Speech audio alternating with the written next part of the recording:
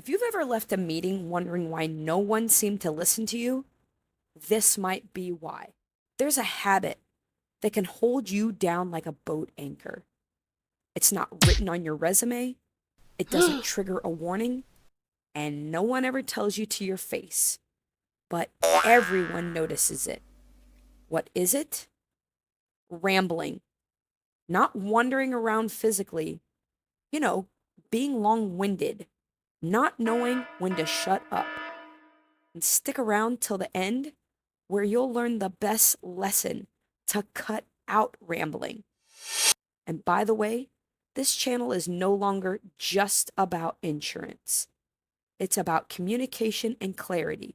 And I'll show you the most simple test to find out if you're guilty of rambling. Because rambling makes you sound unsure. And early in your career, you can get away with it. But as you move up the ladder, those rules change. Leadership isn't measured by how much you say, it's measured by how concise you are. And when training people to speak with confidence, this is what I tell them. Say it, then shut up. That pause when you stop talking, that's not uncertainty, that's confidence. When you ramble, three things happen. First, your point gets buried. Second, your authority shrinks. And third, people stop listening. This isn't just a bad habit.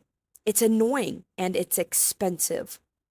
Poor communication, which includes rambling, cost U.S. businesses an estimated $1.2 trillion annually in lost productivity.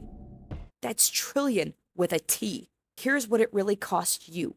Credibility. Credibility isn't knowing everything, it's knowing when to stop talking. So what do confident people do differently? Watch high-level leaders closely. They make a statement, and then they shut their mouth. No follow-ups, no, does that make sense? No nervous backpedaling. So why is this so hard for most people? Rambling usually comes from one of three places: fear of being misunderstood, fear of being challenged, or a fear of being wrong. And here's a quick test to see if you ramble.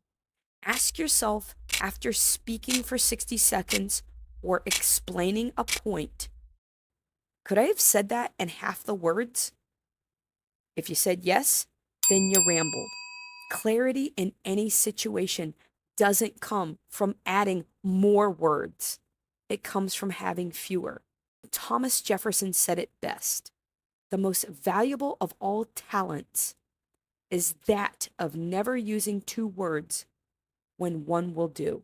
And here's what it looks like in real life. Picture this. You're sitting in a meeting.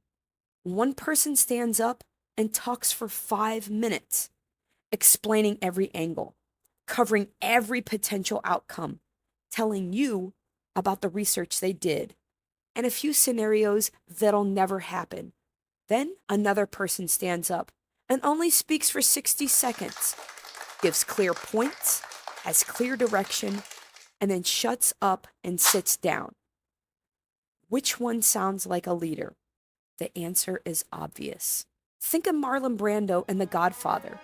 He sits, listens, says his piece, then stops. This allows the other person to respond. If that person has a question, they'll ask. If they disagree, they'll speak up. But when you keep on talking, you rob them of that chance, and you rob yourself of authority. And here's why this matters more as your career advances. Your calendar gets tighter, and the people around you change. Executives don't want more information. They want the answer, not the story about how you got there. And the teams you lead, they don't need longer explanations.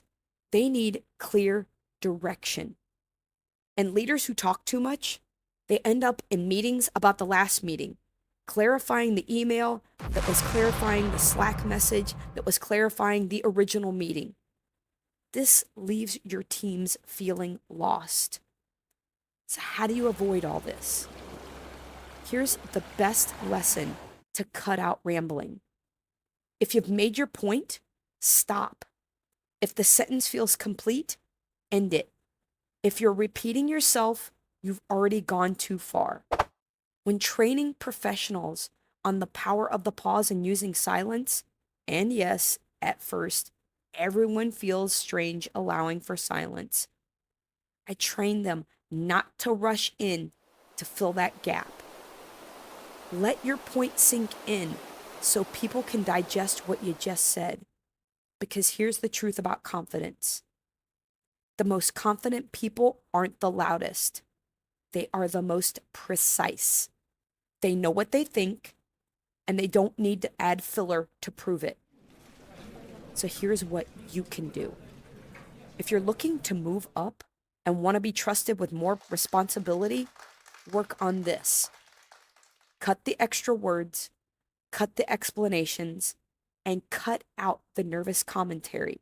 Say what matters, then stop talking. Because silence used well is not empty space. It's a spotlight on what you just said.